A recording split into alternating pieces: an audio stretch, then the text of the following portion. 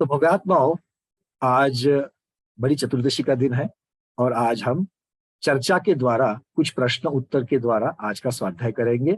स्वाध्याय का सिलेबस रहेगा, विषय रहेगा सर्वार्थ सिद्धि या तत्वार्थ सूत्र का अध्याय क्रमांक 2। उसमें से जितना 1 घंटे में आता है, 1 घंटे में जितनी चर्चा चलती है उतनी के ऊपर चर्चा करेंगे।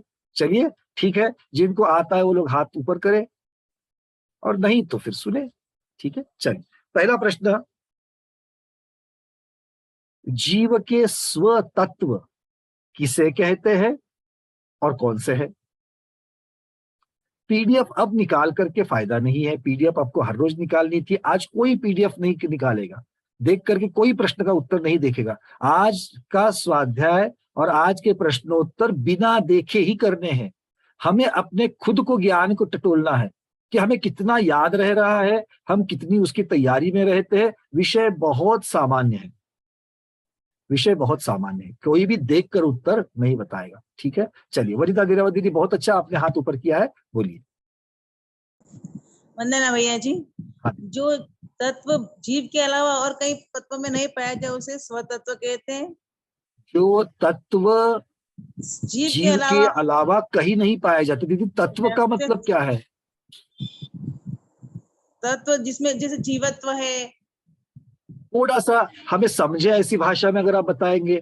तत्व मतलब क्या देखेंगे कि भाई ये जीव में है? हाँ, स्वभाव, ऐसे लक्षण, ऐसा स्वभाव सो सिर्फ और सिर्फ जीव का ही पाया जाता है, जीव के बिना किसी का नहीं पाया जाता है। वो जीव के स्व तत्व है। तत्व का अर्थ होता है भाव, ये जीव के भाव है और ये भाव किसी के नहीं होते। तो स्व तत्व शब्द सबको समझ में आ गया। अब बताइए कौन से है? 5 है, औपशमिक, क्षायिक, क्षयोपशमिक, औदैहिक और पारिणामिक। बहुत सुंदर। औपशमिक, क्षायिक, क्षयोपशमिक, क्षायिक या क्षयिक और क्षयोपशमिक। अगर सूत्र के हिसाब से जाएंगे तो औपशमिक, क्षयिक, क्षयोपशमिक, औदैहिक और पारिणामिक। ठीक है, सबको याद आ रहा है? बहुत बढ़िया। सब लोग एक बार अनुमोदना दीजिए वनिता दीदी की, बहुत सुंदर दीदी। के 2 भाई, अभी आप पूरा तत्वार सूत्र चालू नहीं करना, हम पूछेंगे, ठीक है ना? तो उसमें फिर आप फिर से हाथ ऊपर कर देना। बहुत बढ़िया, अच्छा लगता है जब तैयारी ऐसी रहती है स्वाध्याय की, तो आनंद आ जाता है। चलो, अब औपशमिक भाव की बात करी। अब आपको तो पता है औपशमिक किसे कहते हैं। उपशम करने से जो भाव होते हैं वो औपशमिक, क्षय करने से जो भाव होते हैं वो क्षयिक, क्षयोपशम करने से जो भाव होते हैं वो क्षयोपशमिक। किंतु किसका? उपशम, क्षय और क्षयोपशम, किसका करने से ये भाव होते हैं? किसका करने से? हाँ, अब इसका उत्तर हमको चाहिए कि भाई उपशम, क्षयोपशम और क्षय, ये तीनों किसका करने से जीव के ये भाव होते हैं? दीपा दीदी, सबसे पहले आपने हाथ ऊपर किया, बोलिए। मोहनीय कर्म का। अच्छा, दीदी ने कहा मोहनीय कर्म का। और किसी का उत्तर है? 4 अनंतानुबंधी के 4। वो सब नहीं, हमने सिर्फ इतना ही पूछा था कि जीव के ये स्वभाव या भाव किसका उपशम करने से, किसका क्षय करने से और किसका क्षयोपशम करने से होते हैं। आपने कहा आपने कहा मोहनीय कर्म। भाई ऐसे ही बोला ना आपने? मोहनीय कर्म। चलिए, और किसी को कोई उत्तर देना है? स्मिता दोषी दीदी, बोलिए। अनम्यूट करना पड़ेगा दीदी, आपकी वाणी कैसे सुनेंगे नहीं तो। दर्शन मोहनीयच्या 3 प्रकृतीचा आणि हमको एक शब्द में उत्तर चाहिए, भेद नहीं बताना। आपको दर्शन मोहनीय कर्म बताना, उन्होंने मोहनीय कर्म बताया, आपको दर्शन मोहनीय कर्म बताना है। चलो ठीक है, आपने दर्शन मोहनीय बताया। और कौन सा है? प्रणीता दीदी, प्रणीता दोषी दीदी फलटन, बोलिए, अनम्यूट किया है। जय जिनेन्द्र भैया। कर्म का क्षय करना, औपशमिक उपशम करना और क्षयोपशम करना। बहुत सुंदर उत्तर। जय जिनेन्द्र। अगर आप मोहनीय कर्म की बात करोगे, दर्शन मोहनीय की बात करोगे, तो क्या बात, वो तो उपशम की अपेक्षा से हो गया। क्या क्षयोपशम दूसरे कर्मों का नहीं होता? ज्ञानावर्णीय कर्म का क्षयोपशम नहीं होता? ज्ञान कैसे प्राप्त किया हमने? होता है कि नहीं होता है? क्षय क्या सिर्फ मोहनीय कर्म का करते हैं? नहीं, नहीं, सभी क्षय तो कर्मों का। आठों सभी कर्मों कर्मों का क्षय करते हैं। बात समझ में आ रही है? हाँ, प्रश्न क्या था? जीव के ये भाव कैसे होते हैं? किसका उपशम करने से, किसका क्षयोपशम करने से और किसका क्षय करने से? कर्म का क्षय क्षयोपशम उपशम करने से होते हैं। आ रही बात समझ में? अब उसमें से जो उपशम होता है वो सिर्फ और सिर्फ जैसे दीपा दीदी ने बताया वो मोहनीय कर्म का होता है। तो उपशम सिर्फ और सिर्फ मोहनीय कर्म मोहनीय का कर्म का होता है। है। बहुत बढ़िया। क्षयोपशम कौन सी कर्मों का होता है? अगला प्रश्न है, क्षयोपशम कौन से कर्मों का होता है?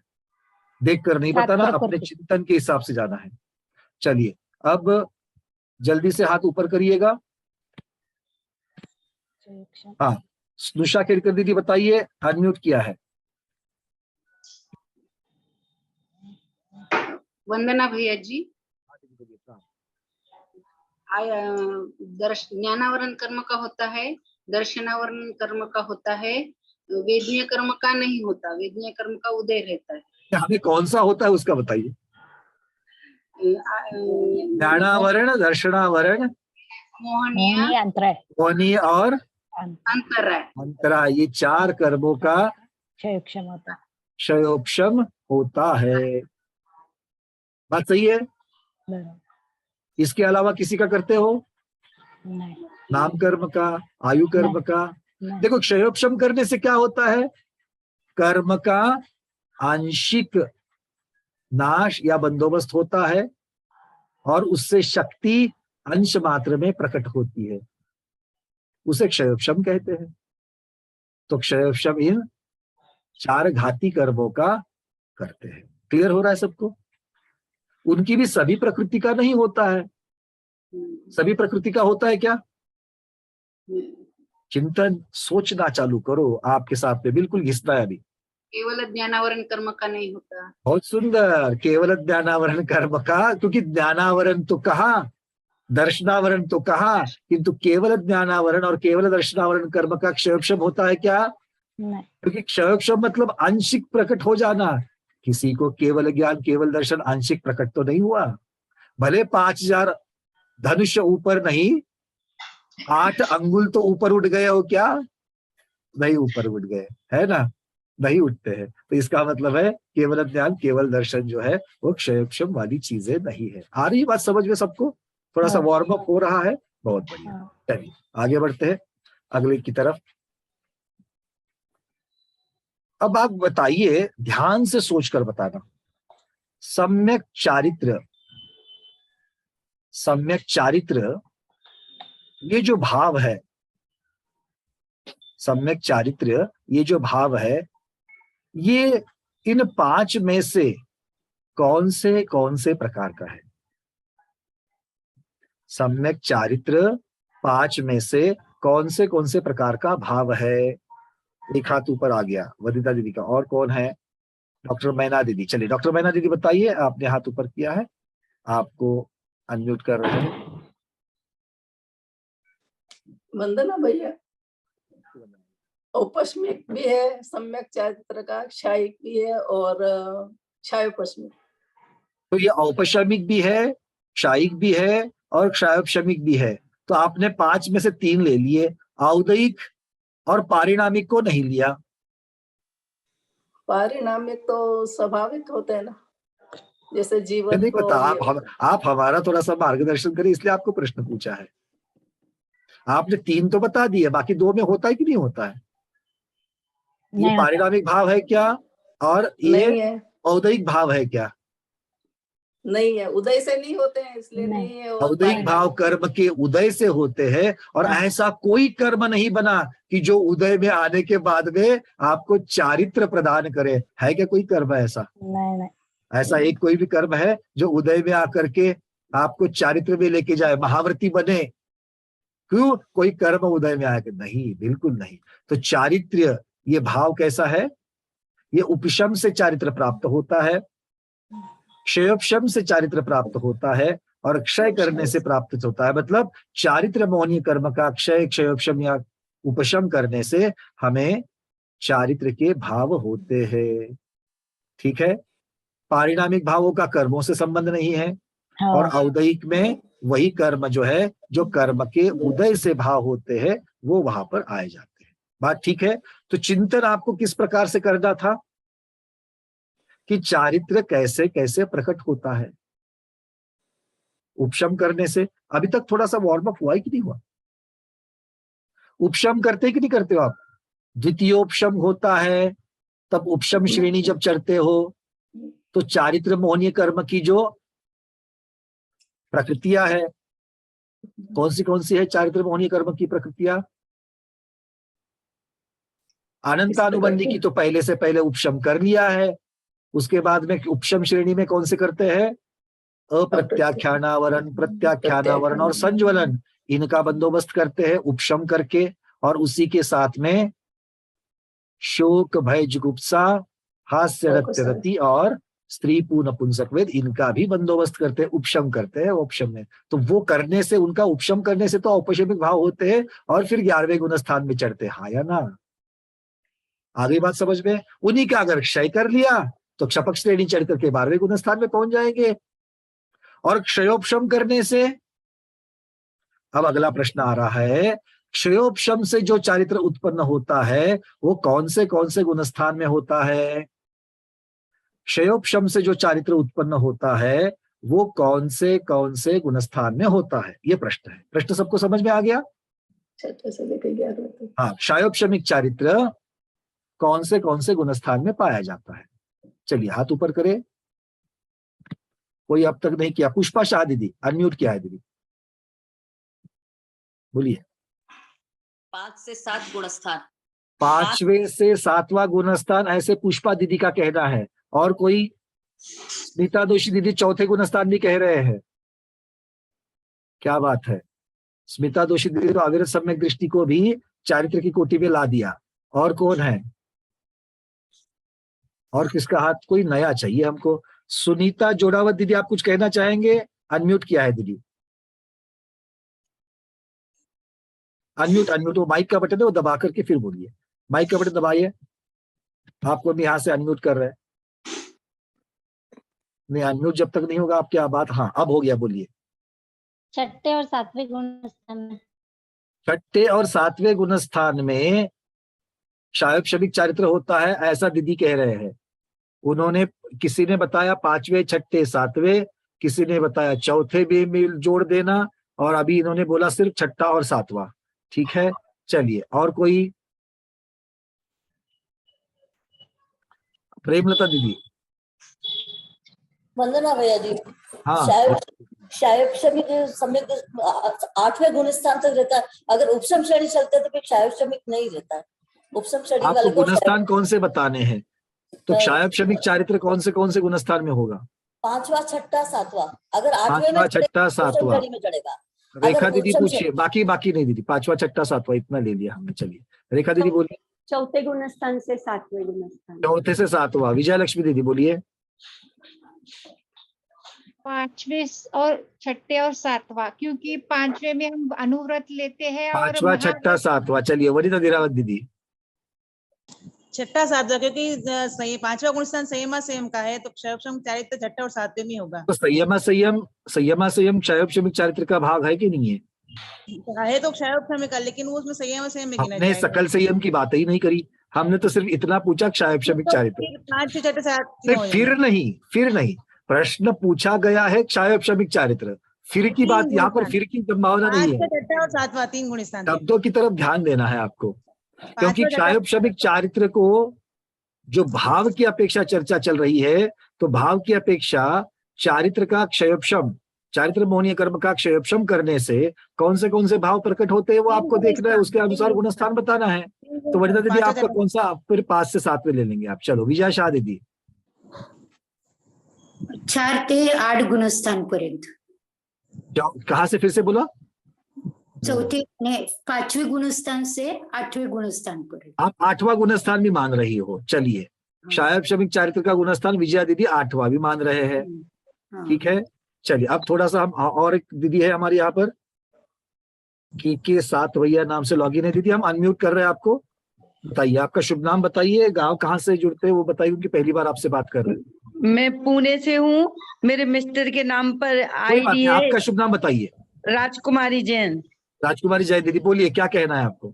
5 से 7 गुणस्थान। 5 से 7 दीदी का हाँ। कहना है 5 से 7। चलिए, तो हमारे पास अलग अलग उत्तर आ गए। कोई चौथे से 7वें तक मान रहा है, कोई 5वें से 8वें तक मान रहा है, कोई 6ठे 7वें में मान रहा है, और कोई 5वें 6ठे 7वें में मान रहा है। ठीक है, अब सबसे पहली बात यह है, यहाँ पर बात हो रही है क्षायोपशमिक चारित्र की। क्षायोपशमिक चारित्र क्षायोपशमिक सम्यक दर्शन के बिना होगा क्या? क्षायोपशमिक सम्यक दर्शन के बिना नहीं होगा। यह सबसे पहले। क्षायोपशमिक सम्यक दर्शन कहां से कहां तक चलता है, हम आपको सोचने की दिशा दे रहे हैं।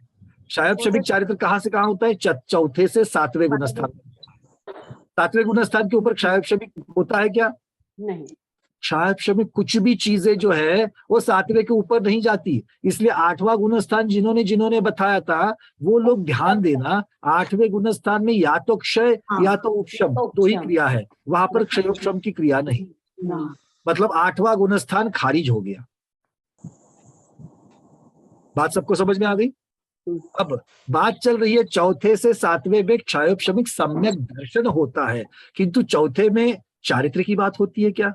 नहीं। चौथा तो अविरत का, अविरत मतलब बिना चारित्र का गुणस्थान है। तो जिन्होंने चौथा बताया था वो लोग ध्यान दीजिएगा, वहां चौथे में क्षयोपशमिक सम्यक दर्शन तो है, किंतु क्षयोपशमिक चारित्र नहीं है। बात समझ में आ गई? इसका मतलब चौथा भी यहां से हट गया, अब बचे 5वां 6ठा और 7वां। तो जिन्होंने 6ठे और 7वें में उत्तर दे दिया उन्होंने सकल संयम की अपेक्षा से उत्तर दे दिया, किंतु यहाँ पर सकल संयम और संयम की बात ही नहीं चल रही है। यहाँ पर क्षयोपशमिक चारित्र के भाव की बात चल रही है। तो क्षयोपशमिक भावों की जब, भैया हमारा एक प्रश्न है। 1 मिनट आएंगे आपके प्रश्न के ऊपर, पहले हम तो खत्म कर ले, आप लोग हमें बोलने का थोड़ा तो मौका दीजिए, है ना। तो क्षयोपशमिक चारित्र जो है, तो क्षयोपशमिक चारित्र में संयम और सकल संयम ये दोनों प्रकार के चारित्र आ जाते हैं, जिससे आपके क्षयोपशम चारित्र के भाव होते हैं। तो हमारी प्रश्न क्या था? क्षयोपशम चारित्र के भाव। तो इसीलिए 5वें में संयम के भाव होंगे, त्रस के संबंधी संयम, स्थावर के संबंधी असंयम, किंतु ये भी क्षयोपशम चारित्र है। और फिर 6ठे और 7वें में त्रस स्थावर दोनों के प्रति संयम अर्थात सकल संयम, मतलब क्षयोपशमिक चारित्र के वहां पर भी भाव है। तो सकल संयम की अपेक्षा 6ठा 7वां गुणस्थान और संयम की अपेक्षा 5वां गुणस्थान, ऐसे 5वें से 7वें गुणस्थान तक क्षयोपशमिक चारित्र के भाव होंगे। अनुवृत्तियों को जो भाव होते हैं, चारित्र के भाव होते हैं, जमीन देखकर चलने के भाव होते हैं, चींटी को बचाने के भाव होते हैं, घास पर नहीं चलने के भाव होते हैं। ये भाव क्या है? ये चारित्र के भाव है कि नहीं है? संयम। ये चारित्र के भाव है कि नहीं है? है। तो कौन से गुणस्थान में हो रहे हैं? 5वें गुणस्थान में हो रहे हैं। तो ये संयम कहलाते हैं, और मुनिराज को तो 6ठे और 7वें गुणस्थान में होते ही होते हैं। क्लियर है? हाँ। तो 5वें से 7वां ये 3 गुणस्थान क्षयोपशम चारित्र के हैं। संयम की अपेक्षा 5वां और सकल संयम की अपेक्षा 6ठा और 7वां। ठीक है, क्लियर? हाँ, अब वनिता दीदी आपका प्रश्न पूछिए। तो ये अगर क्षयोपशम चारित्र संयम के अंदर गिनते तो क्षयोपशम भाव में अलग क्यों रखा उसको? क्षयोपशमिक भाव में अलग क्यों रखा? संयम वो इसीलिए अलग रखा क्योंकि आपको वहां पर भेद बताने हैं। क्योंकि क्षयोपशमिक भाव की वो जो गाथा आती है, उस गाथा में उन्होंने क्या बताया है, वहां पर उन्होंने क्षयोपशमिक गाथा में उसके भेद बता रहे हैं कि क्षयोपशमिक भाव कौन से है, ज्ञान की अपेक्षा से क्षयोपशमिक कौन से है, चारित्र की अपेक्षा से कौन से है, दर्शन की अपेक्षा से कौन से है, इस प्रकार से वहां पर बता रहे हैं। और इसीलिए चूंकि सकल संयम और संयम दोनों एक साथ नहीं है, किंतु दोनों में क्षयोपशमिक चारित्र होता है, इसलिए दोनों की गिनती वहां पर की गई है। आ गई बात समझ में सबके? हाँ, चलिए। चारित्र की अपेक्षा, क्षयोपशमिक चारित्र की अपेक्षा दोनों की कैटेगरी एक ही है। अभेद रूप से कहेंगे तो क्षयोपशमिक चारित्र भाव, और भेद रूप से कहेंगे तो संयम के भाव या सकल संयम के भाव। क्लियर? चलिए, बहुत बढ़िया, सबके समझ में आ रहा है? तो आपने कैसे मुझे रटना नहीं है, मुझे हम उस उत्तर तक कैसे पहुंचे ये चाहिए। सबको क्लियर है? विधि पता चल गई सबको? हाँ। अब थोड़ा सा जिनके जिनके माइक खुले जरा बंद कर देंगे। चलिए आगे बढ़ते हैं। अब हम मनुष्य गति के जीव है, हाँ या ना? हम मनुष्य गति के जीव है, ये हमें कौन से भावों से पता चलता है? मनुष्य गति के हम जीव है, ये कौन से भावों से पता चलता है? चलिए अलका जैन दीदी दिल्ली से, आपने हाथ ऊपर किया है, बोलिए। औदायिक भाव से। ये औदयिक भाव है, ऐसे दीदी का कहना है। चलिए और कोई? मीना विनायका दीदी। औदयिक भाव से पता चलता है। क्यों दीदी, औदयिक भाव क्यों है? गति कषाय लिंग। अच्छा, आपने लिखा, वो तो आज्ञा सम्यक्तों से हो गया है ना, वो तो आज्ञा सम्यक्तों से हो गया, वो तो उमा स्वामी महाराज ने बोल दिया, हमने मान लिया। बिल्कुल सही बात है, गलत कुछ नहीं है। आपने गाथा बताई, सूत्र बताया, तो सूत्र में तो गति कषाय ये सब आ गए, किंतु हम समझे कैसे उसको? हम समझे कैसे?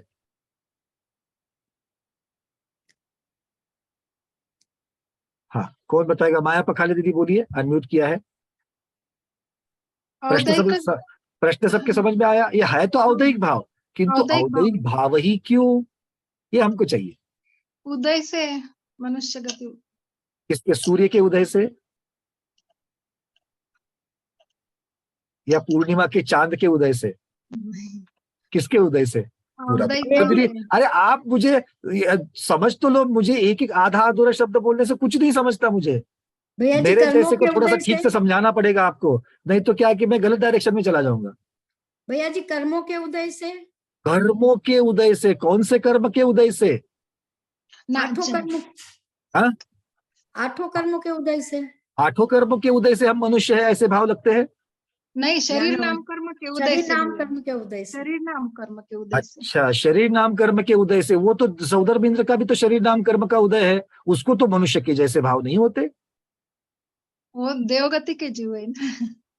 हाँ, तो वो देवगति के है और हम मनुष्य है। तो आप बताइए ना, आप बता रहे कि शरीर की अपेक्षा आपने बताया कि शरीर है करके हमें मनुष्य है ऐसा लग रहा है। वो तो मुर्गी को भी लगता है, वो तो शेर को भी लगता है, वो देव को भी लगता है, नारकी को, पर उनको नारकी को नारकी है ऐसा लगता है, देव को देव है ऐसा लगता है, तिर्यंज को तिर्यंज है ऐसा लगता है, और हमें मनुष्य है करके लगता है। तो ये तो हम गति की अपेक्षा से आपने बताया, पर क्यों लगता है? गति जाति नाम कर्म आपने बताया कर्म के उदय की अपेक्षा से। कौन से कर्म की उदय की अपेक्षा से? नाम शरीर नाम कर्म, पंचेंद्रिय, जाति नाम कर्म। शरीर नाम कर्म से तो दीदी औदयिक शरीर बना है ना हमारा, और मुर्गी का भी तो औदयिक शरीर बना है। तो शरीर नाम कर्म के हिसाब से अगर देखेंगे तो उसको खुद को जानवर के जैसा लगता है और हमको मनुष्य के जैसा लगता है। पंचेंद्रिय सही नहीं है। पंचेंद्रिय तो मैं भी हूँ, शेर भी है, दोनों पंचेंद्रिय है, और वो जाति नाम कर्म हो गया।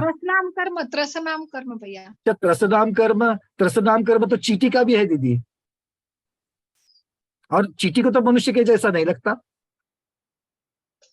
अब सारे नाम कर्म के नाम गिना रहे, जिसको जो चाहिए वो छोड़ करके गिना रहे हो, अब वहां नहीं पहुंच रहे हो। चलो कोई बात नहीं, चंद्रप्रभा दीदी को पूछ लेते जबलपुर में क्या चर्चा चल रही है। क्यों दीदी, क्या लगता है? मनुष्य गति नाम कर्म के उदय से। मनुष्य गति नाम कर्म की वजह से हमें मनुष्य के जैसे भाव हो रहे हैं। क्यों माया दीदी, फर्क है कि नहीं है शेर में और मुर्गी में और हम में और चींटी में और देव में और नारकी में? किसकी वजह से है? मनुष्य गति नाम कर्म। मनुष्य गति नाम कर्म की वजह से ऐसा लगता है। तो हमारा और आपका सबका मनुष्य गति नाम कर्म का उदय है कि नहीं है? तो उस नाम कर्म के उदय से हमको इस प्रकार से लग रहा है। ठीक है, बात सबको क्लियर है? चलिए, तो इस प्रकार के कर्म के उदय से जो भाव होते हैं वो औदयिक भाव होते हैं। चलिए अब आगे बढ़ते हैं थोड़ा सा। अब ये नाम कर्म की बात जैसे हो गई, वैसे तो आप 8वां अध्याय तो नहीं हुआ, तो 8वें अध्याय में नहीं जाएंगे, नहीं तो आप बोलेंगे भैया आप बिना सिलेबस के कुछ भी पूछ लेते हो। कोई बात नहीं, चलो। अच्छा, एक पहले जो हमने 5 जो भाव देखे उस भावों में पहले 4 भाव जो है, औपशमिक, क्षायिक, क्षायोपशमिक और औदयिक, इनमें एक समानता है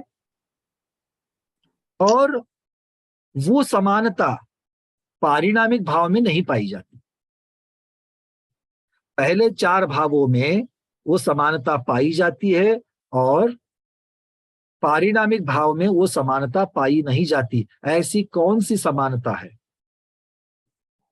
चलिए, चंद्रप्रभा दीदी का अभी तो प्रश्न हो, उसका उत्तर हो चुका है। हाँ, कनकमाला दीदी उदयपुर से, चलिए अनम्यूट किया है दीदी, बोलिए। वरना भैया जी, हाँ वो दीदी, जो वरना ये जो क्षायिक उपक्षयिक जो भाव है ना, वो तो कर्मों के कारण होते हैं, और पारिणामिक भाव है वो जीव के खुद के भाव है, इसलिए वो जीव के स्वतंत्र भाव है, बहुत इसलिए वो अलग सुंदर, से वो बहुत समानता सुंदर। उसमें मतलब नहीं है। पहले 4 भाव कर्म के निमित्त से होते हैं और पारिणामिक भाव कर्म के निमित्त से नहीं होता। तो फिर पारिणामिक भाव होता क्या? आपका उत्तर बिल्कुल सही, अनुमोदना। अब आपके प्रश्न का उत्तर सुन के नया प्रश्न आ गया, तो फिर पारिणामिक भाव होते कैसे हैं? बाकी 4 का तो कारण समझ जाए, कर्म के निमित्त से होते, तो ये किसके निमित्त से होते? क्या ये किससे होते? स्वयं के भाव है, जीव के स्वयं के भाव है। अच्छा, जीव के स्वयं के भाव है, इसीलिए तो स्वतत्व कहते हैं। हाँ, क्योंकि ये भाव किसी और में नहीं होते हैं ना, मनुष्य के सिवा, जीव के तो सिवा। क्या कहेंगे? पारिणामिक भाव स्वभाव से होते हैं, किसी के निमित्त से नहीं और वो होते। जीव तत्व में ही होते हैं, अन्य तत्व में नहीं होते, अन्य अच्छा, द्रव्य में नहीं जीव होते। तत्व में होते, जीव द्रव्य में होते क्या दीदी? जीव द्रव्य में होते हैं, अन्य द्रव्य में नहीं होते हैं। तो फिर जीव द्रव्य में होते तो जीव तत्व में होते क्या? जीव द्रव्य में है और जीव प्रश्न देखो, आप लोग नया नया वहां से आप बोलते, हमारे मन में आ जाता है। अब आपने बताना है भाई, जीव द्रव्य के होते हैं, जीव तत्व के होते हैं, जीव पदार्थ के होते हैं, या जीव अस्तिकाय के होते हैं? जीव या द्रव्य जीव में अस्तिकाय के होते हैं? जीव द्रव्य में ही होते हैं, ये जीव अन्य द्रव्य में नहीं होते हैं। चलो, अगला प्रश्न इसी से जोड़ करके कहते हैं, ये जो भाव होते हैं, ये भाव किसके होते हैं? जीव द्रव्य के होते हैं, जीव तत्व के होते हैं, जीव पदार्थ के होते हैं, या जीव अस्तिकाय के होते हैं? चलिए, प्रश्न सबको समझ में आ गया? अब किसके होते हैं चर्चा करेंगे, कहीं ना कहीं तो मिल जाएगा। अंजलि दीदी बोलिए, नागपुर से। जीव द्रव्य में होते हैं। जीव द्रव्य में क्यों दीदी? क्योंकि द्रव्य का स्वभाव ही तत्व यानी स्वभाव। तो स्वभाव जो है, वो स्वभाव तो बाकी द्रव्य में भी होते हैं, जैसे रूप रस गंध वर्ण, ये पुद्गल का स्वभाव है, धर्म द्रव्य का भी अपना स्वभाव है, स्वभाव तो सबके होते हैं। परिणमन होना सिर्फ जीव तत्व में, परिणमन तो सब में होता है। परिणमन का अर्थ क्या होता है? पर्याय। तो पर्याय तो और पर्याय नहीं तो द्रव्य कैसे होगा? तो 6 द्रव्य में तो परिणमन होता ही होता है, हाया ना। अब आप दूसरे अध्याय से 5वें अध्याय में नहीं घुसना, ठीक है? चलो, और तो कहना मतलब आपने जीव द्रव्य कहा तो मेरे मन में जो शंका आई वो मैंने आपको पूछी। चलिए, और कौन बताएगा? और किसके हाथ ऊपर है? बहुत सारे लोगों के ऊपर है। चलिए, विजय लक्ष्मी दीदी बोलिए, क्या कहना है? जीव तत्व में होता है। जीव तत्व में होता है, ऐसे विजय लक्ष्मी दीदी को कहना है। क्यों दीदी तत्व में क्यों कहना है?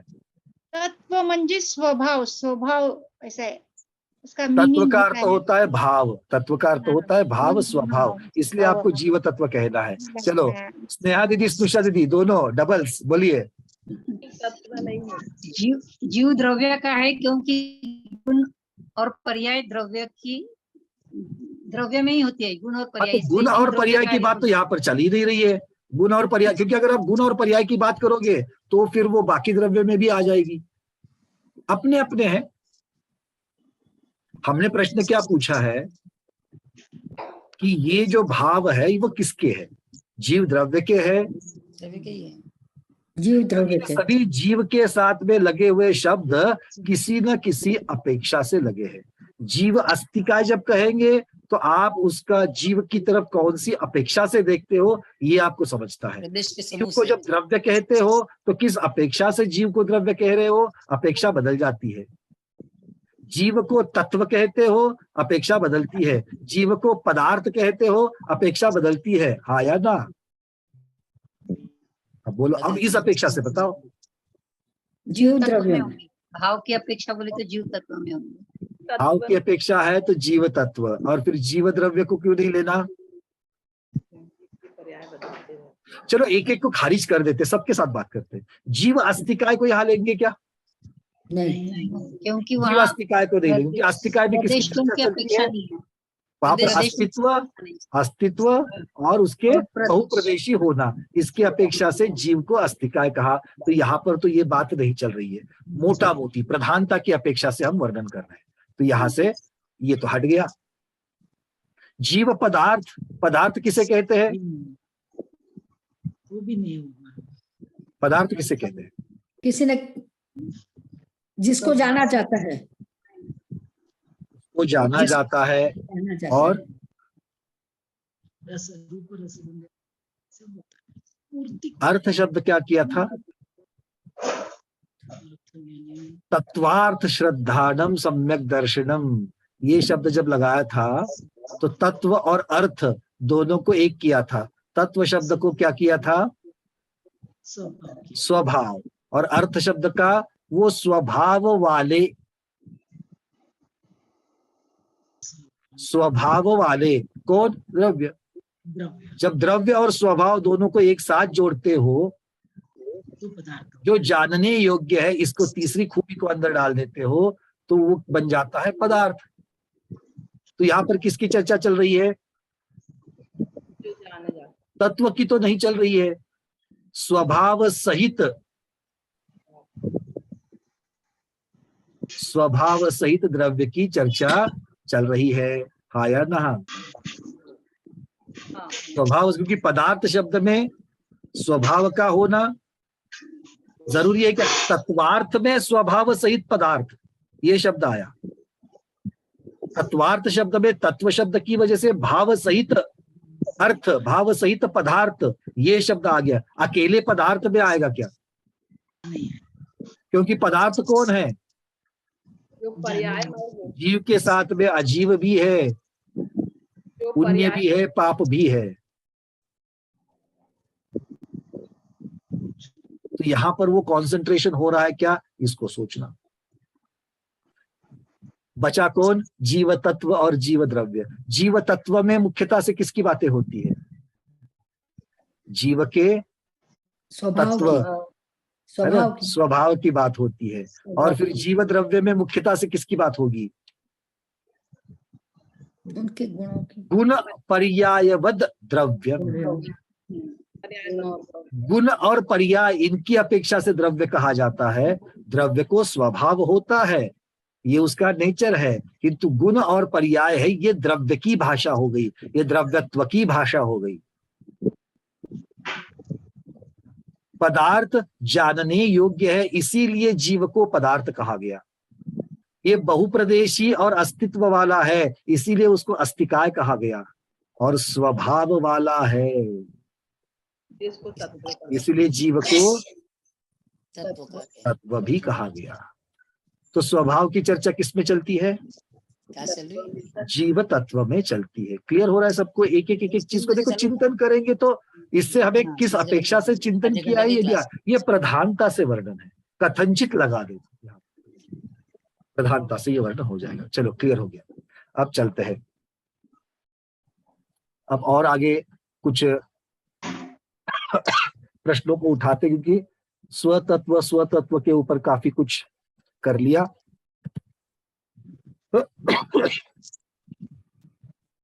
कर्मों का उपशम कैसे करते हैं? अगला प्रश्न ये है, कर्म का उपशम कैसे करते हैं? ये मत बोलना पानी में फिटकरी वगैरह डालने से उपशम किया जाता है, वो तो पानी का उपशम हो जाएगा, कर्म का नहीं होगा। नहीं तो अच्छा हो जाता। उपशम श्रेणी चढ़नी है ना, 11वें गुणस्थान में पहुंचना है, तो क्या करेंगे? बहुत बड़ा मिट्टी का पानी ले लेंगे, ऊपर से फिटकरी डाल देंगे और बोलेंगे हम उपशम श्रेणी आरोहण कर रहे हैं। नहीं, ठीक है ना, ऐसे नहीं चलेगा। तो उपशम कैसे किया जाता है, कैसे होता है उपशम? चलिए, कैसे, कौन बताएगा उपशम कैसे होता है? रोहिणी गांधी दीदी बोलिए। वंदना भैया, कर्म हाँ को दीदी दबा प्रणाम।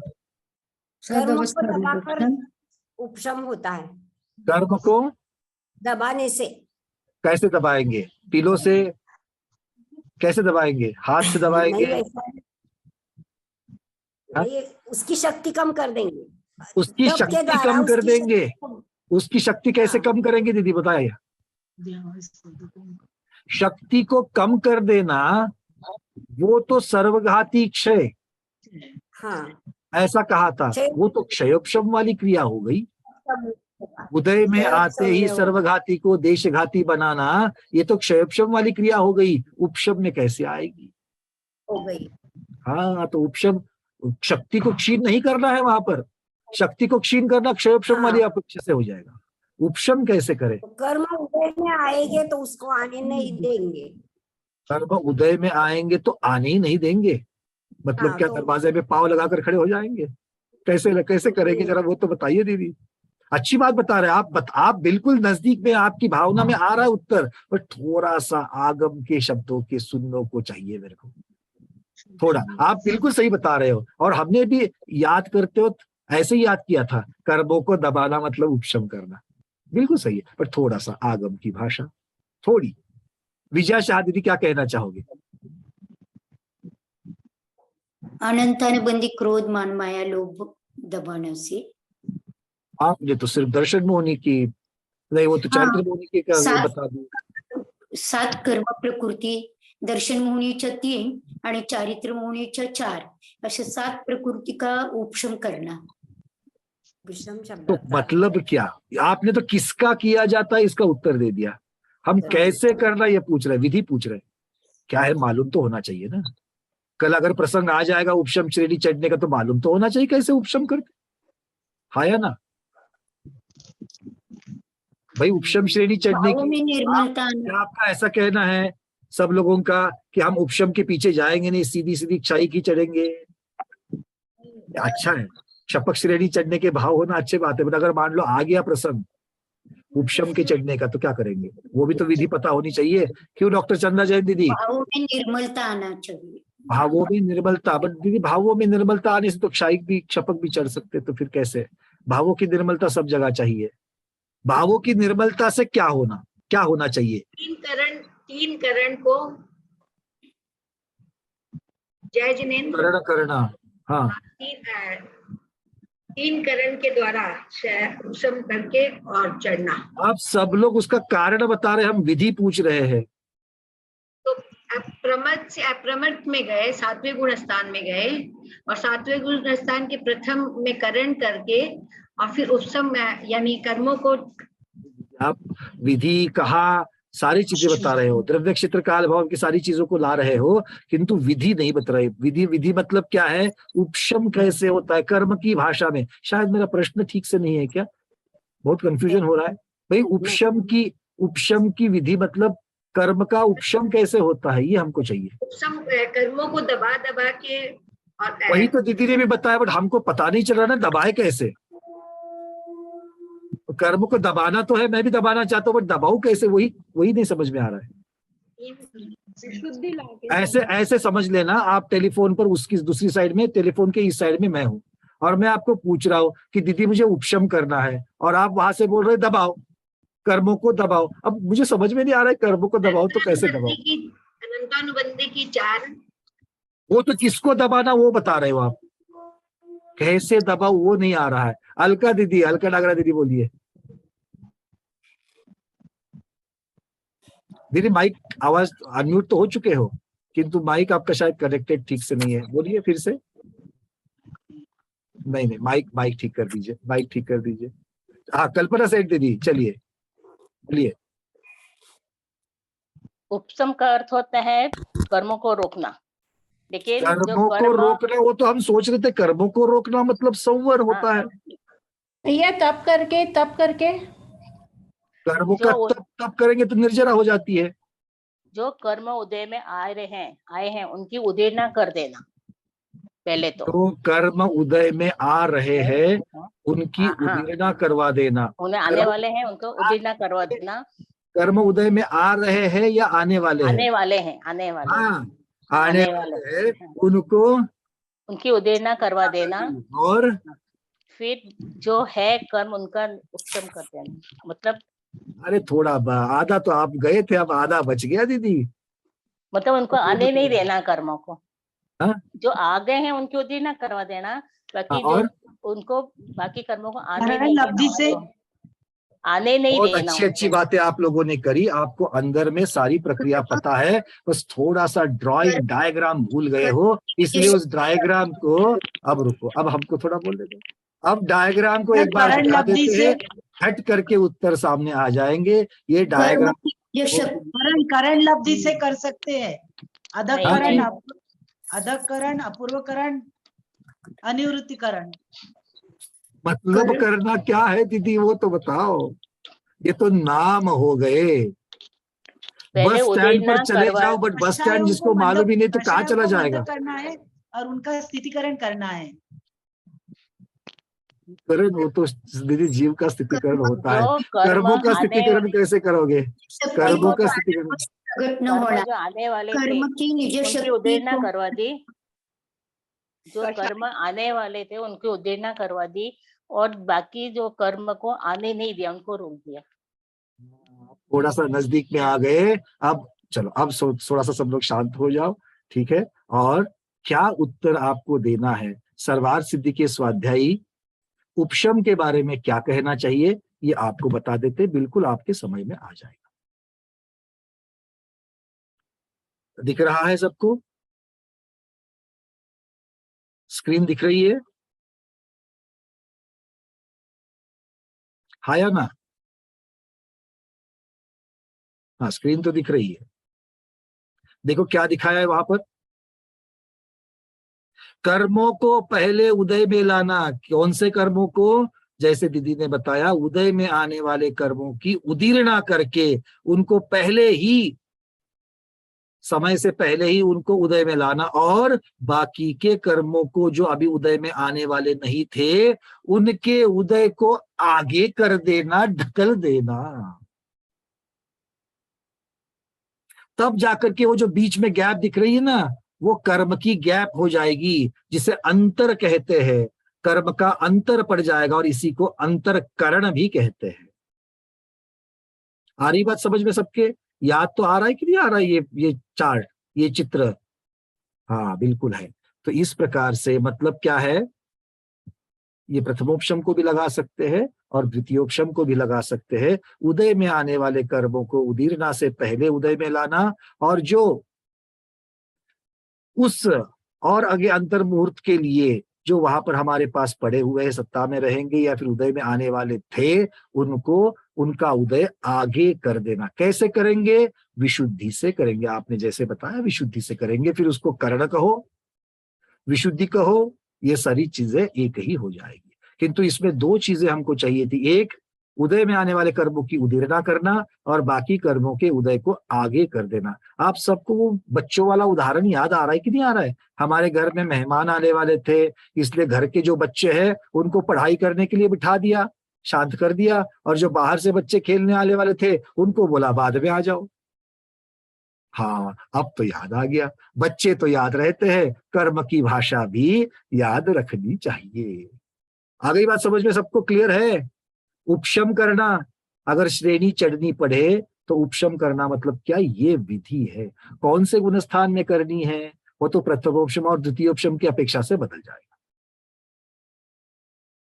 क्लियर है?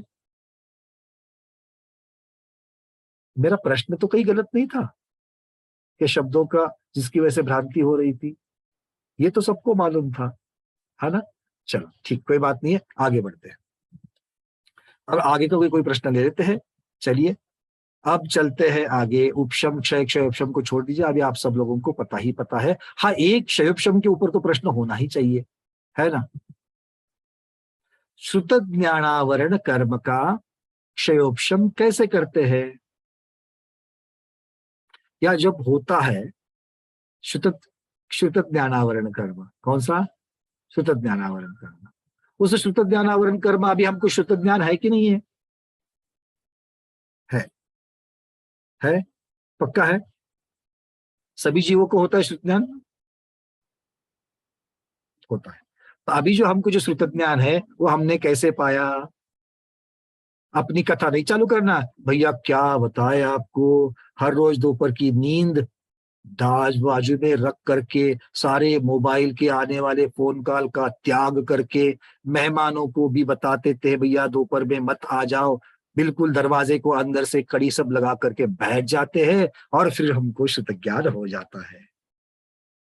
ये तो विधि नहीं बताना, हाँ, क्योंकि ऐसे ये विधि से नहीं होता श्रुत ज्ञान।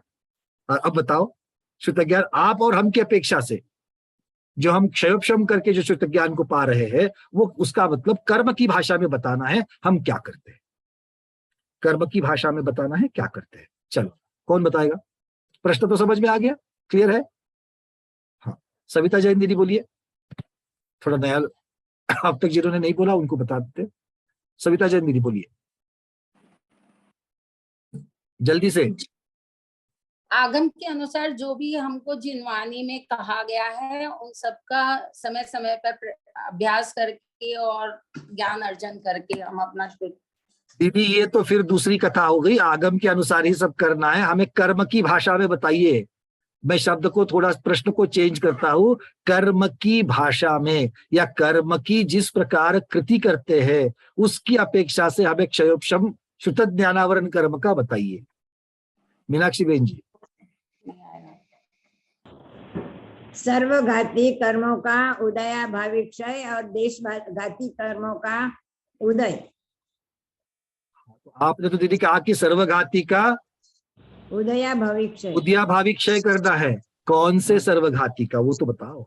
हमारे लिए उदिज्ञान, मनोपरिज्ञान और केवल ज्ञान, और देशघाती का यानी तो उनका अगर करोगे तो उससे श्रुत ज्ञान कैसे प्रकट होगा? अभी श्रुत ज्ञान हो रहा है, उसकी चर्चा कर रहे हैं। तो श्रुत ज्ञानावरण और देशघाती में हाँ, तो श्रुत ज्ञानावरण कहिए ना, फिर अवधि ज्ञानावरण के पीछे क्यों चले जा रहे हैं? हमें मालूम है आपको चाहिए अवधि ज्ञान और मनोपरिय, आपको क्या, हमको भी चाहिए, बट अब बात तो श्रुत ज्ञान की कर रहे हैं ना। तो श्रुत ज्ञान के लिए जो कारणभूत कर्म है उनकी चर्चा और उनकी विधि बताइए। हाँ, उसका क्षयोपशम है हमारा।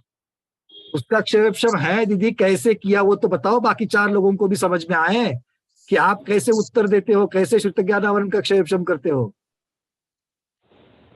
विधि तो बताओ। चलो और कोई नया? आपको सबको उत्तर पता है, बट पता नहीं क्यों आज आप हमको सता रहे हो। सब लोग हमको आज सताने के पीछे लगे हैं। चलो कोई बात नहीं, आप नया देख लेते कोई अगर दूसरा। हेमांगी दीदी अनम्यूट किया है, बोलिएगा।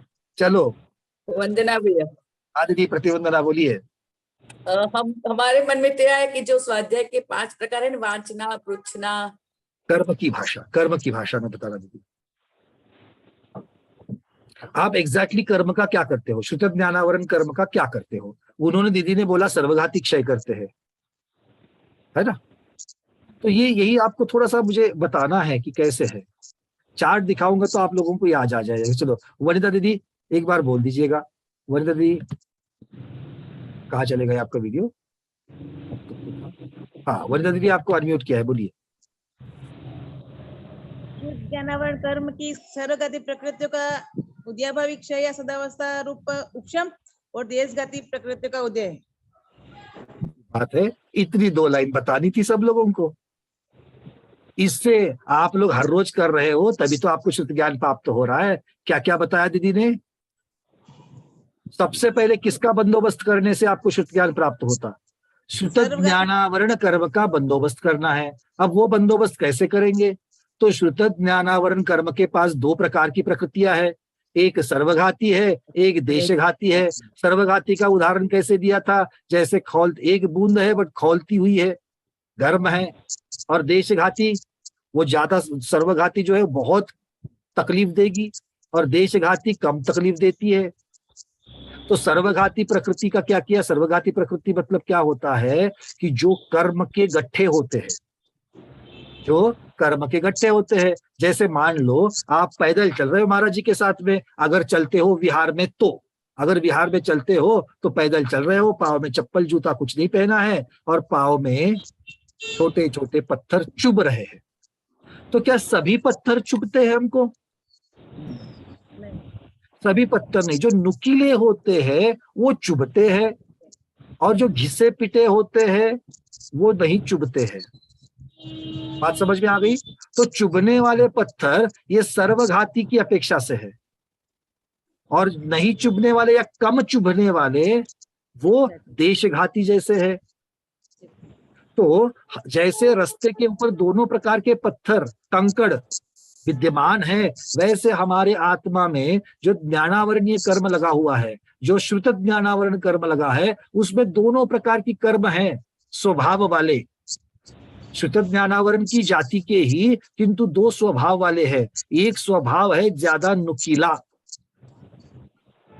ज्यादा ढकने वाला, और एक का है कम नुकीला, मतलब कम ढकने वाला, उसकी तीव्रता कम है। तो क्या हो जाएगा? हमें क्या करना है? वो जो सर्वघाती थे उनका उदया भावी क्षय, मतलब उदय में आते ही उनकी शक्ति को क्षीण कर देना, ये कर्म की उदया भावी क्षय कर दिया। और फिर सद अवस्था रूप उपशम करना है। सद अवस्था रूप उपशम मतलब क्या है? उदय में आने नहीं देना। सत्तारूप पड़े हुए हैं, अब तक हमारे साथ में जितने भी सत्तारूप पड़े हैं, इनको तितर बितर करने की जरूरत नहीं पड़ती है। जो हमारे अभी तक उदय में ही नहीं आने वाले हैं, या अभी उदय में आते नहीं है, वो उदय में नहीं आते, सिर्फ आत्मा के साथ जुड़े हैं, वो कुछ तकलीफ देंगे क्या हमको? मतलब हम चल रहे हैं यहाँ पर, और 10 किलोमीटर के बाद में जितने भी कंकड़ पत्थर पड़े हैं वो हमको तकलीफ देंगे क्या? नहीं देंगे।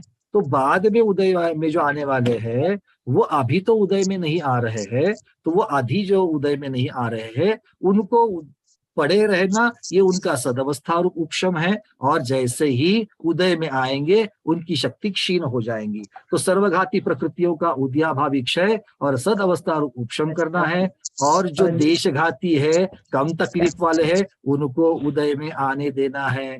इस प्रकार से हम कर्म का क्षयोपशम करते हैं। कौन से? श्रुत ज्ञानावरण कर्म का क्षयोपशम करते हैं और अपने श्रुत ज्ञान को प्राप्त करते हैं। इसी प्रकार के श्रुत ज्ञान को प्राप्त करते करते करते एक दिन क्षयिक ज्ञान तक पहुंचे। इसी भावना के साथ में आज के स्वाध्याय का समापन गुरुओं के श्री चरणों में बारंबार नमोस्तु वंदामि इच्छामि करते हुए करते हैं। जैनम जयतु शासनम, जैनम जयतु शासनम, जैनम जयतु शासनम।